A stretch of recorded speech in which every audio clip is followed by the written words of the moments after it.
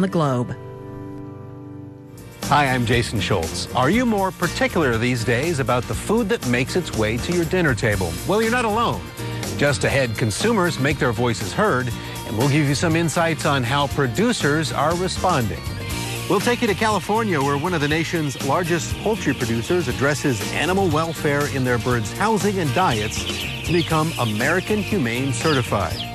An Idaho produce farm uses technology that lets consumers track their food right back to the field. And we'll do a little shopping in Kansas City, where fresh baked bread helps consumers support local farmers. And meeting the dining demands of passengers on long-haul flights.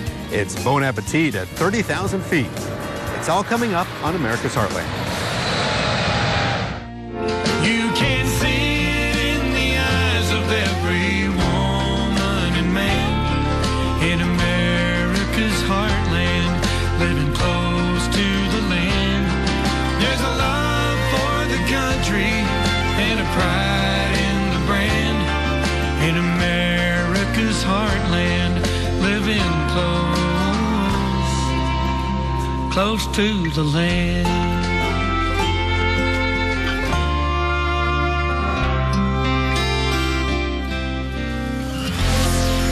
When it comes to food and food products, consumers want more and better choices these days. Whether you grow some of your own food in a garden like this one or do shopping at a supermarket, folks want to know what's healthier for you, and is a particular product really a good value? Well, the internet has made it so much easier to access food information, and many consumers are acting on that. The dramatic growth of farmers markets in the past 15 years shows that an increasing number of consumers want not only locally produced foods, but want to support local farmers and ranchers as well. Look around your supermarket. The increase in product choices is an indication of demand. Take yogurt, for example. Yogurt consumption in the U.S. has more than doubled since 2001. And consumers have prompted labeling changes to discover more about things like sustainable farming, gluten-free products, and organic foods. Add to all of those a discussion about animal welfare. For one poultry producer in California, that's meant sharing information about what goes into getting their birds to market.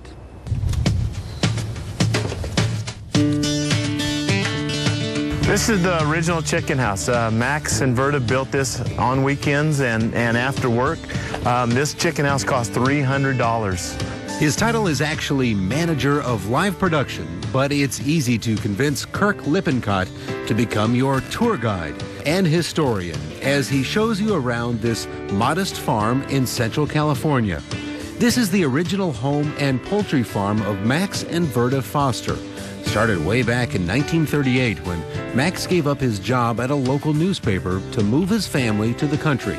So he bought this 80 acres and he thought, you know, what could we do, Verta, to make some income off this? Their idea? Raise turkeys and chickens to sell to local stores. For Max, that meant building a feed mill, a grow house, even a hatchery, all from scratch. Verta had this hatchery built right by her back door because every hour Verta would go out there and rotate so the eggs would have good quality chicks coming out. And so she was out there every hour around the clock, and a chick takes about 21 days to hatch. And so imagine 21 days, 7 days a week, 24 hours a day, making sure they're right all the time. Though empty today, this Foster farm is a kind of shrine to an amazing couple who took these humble beginnings and became one of the nation's largest poultry producers. Foster Farms today produces hundreds of millions of pounds of chickens, turkeys, and other products sold up and down the West Coast. I'm very proud of what I do. You know, I don't consider my job as a veterinarian as different from, you know, a clinic veterinarian who's treating dogs or cats. Bob Buchanan seems comfortable surrounded by the 40,000 chickens in this modern grow-out house.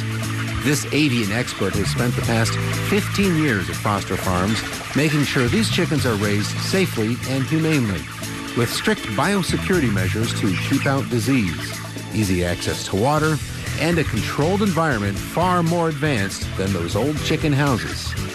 This is all automated. So, you know, if the temperature goes up in this house, we might want to pull air in through those cool cell pads. and bring it all the way to the end of the house to exhaust it. That evaporative cooled air then cools the birds and lowers the temperature of the house. Diana Shaver spends most of her time visiting close to 50 growing facilities all over Northern California, making sure as many as 20 million birds each year are well fed and comfortable. Even though we follow the same guidelines, flock in and flock out on any facility that I have, each one is different.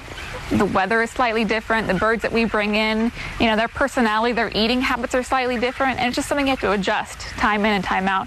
That care and feeding recently helped Foster Farms earn Humane certification from the American Humane Association. That 140-year-old organization is dedicated to the safe and humane treatment of farm animals.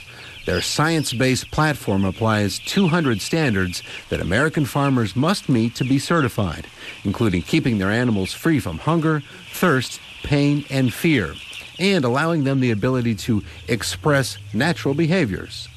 When you put all of this together, now with having the American Humane certified process and label on their products, Foster Farms is able to declare to their consumers that their animals are raised humanely. It's important for Americans to have faith in their products that they're buying. That third-party assurance is what consumers are looking for. We have always tried to raise chickens, even as we got larger, in a way that respects their basic needs. What makes it different is we have to meet these standards 24/7, 365 days a year. We're audited throughout the year. We have to demonstrate what happened last week, what happened last month, what happened 3 months ago. Those humane practices are being passed on to a new generation of poultry producers. Angelina Tracy is a sophomore at Fresno State University. She's among more than 36 poultry science students taking care of about 20,000 week-old chicks in this new state-of-the-art teaching facility right on campus. We walk in there, we look at their feed, we look at their waters, we make sure they're healthy, we make sure their environment in terms of humidity, temperature is good to go. A lot of times you're out here by yourself, so you really need to be on your toes and just figure things out. I'm extremely lucky and beyond grateful that I get to work here and actually be a part of something huge, because nobody has something like this. This is how a big barn is run. This is how big industry works. This is how we take care of our animals. This is how we do it correctly. It really is a commitment by Foster Farms and the university to provide a hands-on education experience for the students. Nowadays, there's an increased consumer focus on food safety and animal welfare. That's why large producers like Foster Farms are hoping third-party humane certifications and a commitment to ag education will help assure buyers that their values are shared and have been since the beginning. I'm actually proud of the fact that we're showing consumers, look, we do it, we document it, and it's verified. It's good for you, it's good for your family, and you can take it home and cook it that night and have no worries. We'll give up things to get quality. We'll give up less profit to get quality. And Max, Verda, I've always done that. We have always done that.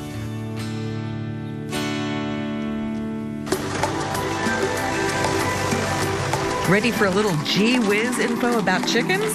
Studies show that chickens and dinosaurs, like the Tyrannosaurus rex, share some of the same genetic material. And while they generally strut from place to place, chickens can race about 10 miles an hour if they have to get somewhere fast. Ask any home gardener what prompts his or her green thumb, and they'll likely tell you that they like their produce fresh from the garden.